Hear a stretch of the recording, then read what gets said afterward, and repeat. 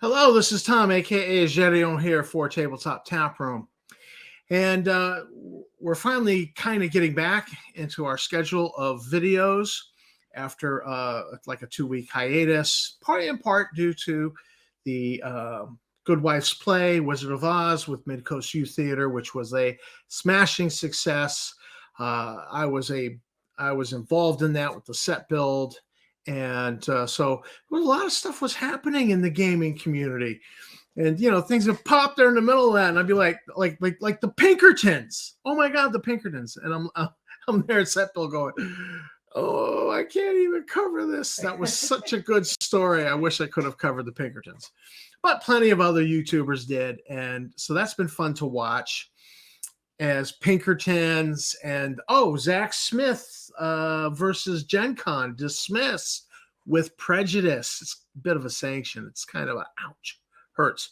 But like Eric Tenkar covered that. In fact, I have queued up right here this video. So Eric covered the Zach Smith case versus Gen Con dismissal. And we're not going to go into it other than some extremely brief cliff notes. And the reason why the Zach Smith case was dismissed against the plaintiff with prejudice is because repeatedly the judge had asked for the plaintiff and the plaintiff's legal team to produce some stuff, and they just refused to do it. They just didn't do it. So, federal judges can get a little irritated, and one of their things they can do is just case dismissed with prejudice. You lose, can never bring it again. Done. And that's what happened. And so we're not going to go into the ins and outs and ramifications of that, but that is what happened. And we're bringing it up because there is another legal case in the gaming community where somebody, the plaintiff, is not doing what the judge has asked. And we're predicting it's going to have some consequences. And that case would be the Justin Lanasa versus Eric Tenkar libel case. Now, this is nothing more than a SLAPP lawsuit. And SLAPP lawsuits have been happening for a long time. SLAPP stands for Strategic Litigation Against Public Participation. And SLAPP lawsuits have been going on for decades, if not hundreds of years. And basically, what a SLAPP lawsuit is some rich jerk will sue somebody just to shut them up. Doesn't like what they're saying, but he sues them. I'll take them to court. And they do it because they think that guy might not have the money to pay for a lawyer, so I can get away with this. Or I can do this for now, and it'll shut, and so until the case runs its course, they can't talk about the case. They can't, so they're able to shut somebody up for a period of time, and then maybe they're just looking to get past a certain hurdle without that critic out there being a critic. So this kind of lawsuit actually developed a name, the SLAPP, SLAPP, and it's happened. It's famous for being done by rich people looking to screw the little guy over. I don't like you. You're a critic. I'll sue you. It's not that I can win. It's not that it's about shutting you down so you can't criticize me. And that's what has been done to Eric. And now it's interesting in that it's been such a problem that numerous states have begun to pass SLAPP litigation. That if you are a plaintiff and you bring a SLAPP lawsuit and it's dismissed, then you pay the legal fees for the defendant. And this is it has just interestingly happened, signed into law, one of the last things Governor Cuomo did before he left office. So this is in play at New York State, where this Lanasa versus Eric Tenkar libel case is going on. Now, it's interesting in that in this case, the judge had rules, and so they brought the case and they just said, this case exceeds the minimum number of damages for federal court. Didn't specify any damages, didn't give an amount, didn't specify what the damages were, just said it exceeds the amount you need to file in federal court. So the judge, who had rules for how you file in paperwork in his courtroom, he'd given these rules to the lawyers. One lawyer, a lawyer for Eric, followed the rules, did everything. The other side did not. And then they were told, you didn't do it right, now go redo it. And delineate what the damages are. So when they redid it, they then inflated the damages to $1 million. They didn't delineate that, these damages cost us this much money, these damages cost us this much money. None of that. They just, $1 million. I don't know. $1 million sounds like a nice number to you, huh, Tammy? It does. Nice round number. It's $1 million.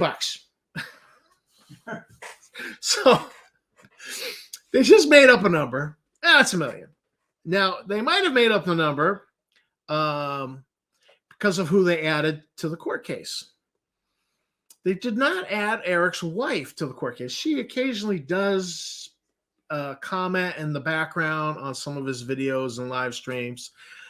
She is there on the Gamer's Health. She participates in the Gamer's Health live stream, but that's not a Gamer's Health is really not a, that particular show is not one where Eric, to my knowledge, has really criticized Justin. So you couldn't even add the wife to it. But no, do they add the wife? No, they don't add Eric's wife. They add Eric's mother, Lois Steen, added to the court case. And the reason why they might have added her, now we have intelligence that tells us that Justin thinks Lois is Eric's wife, or at least that he's asserting that Lois is Eric's wife.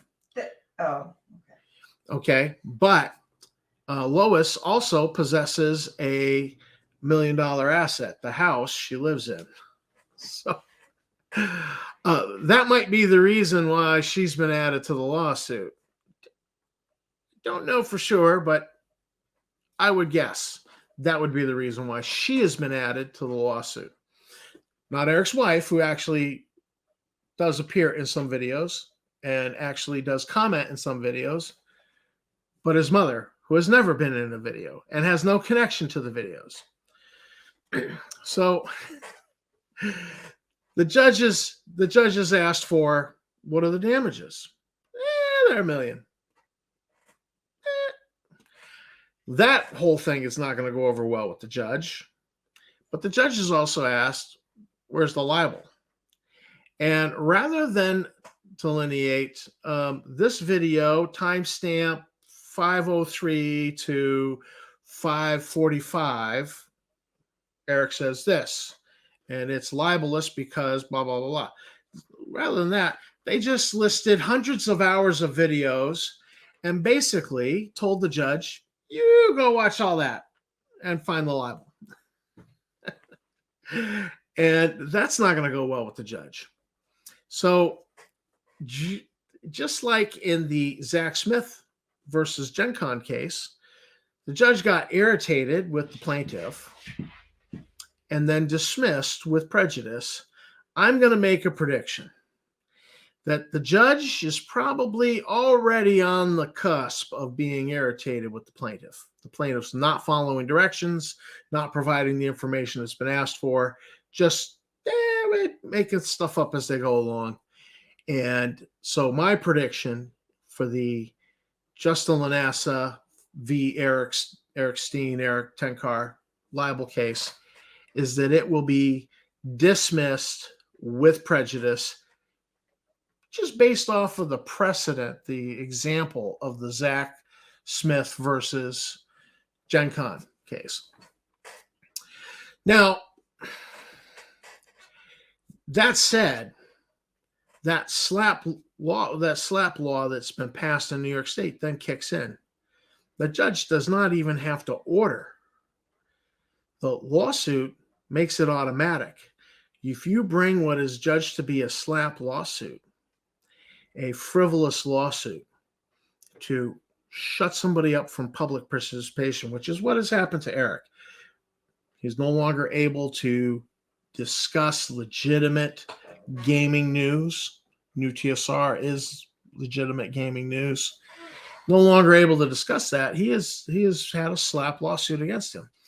Therefore, when a case is dismissed, Eric's thousands of dollars in legal fees are owed him by Justin Lanasa.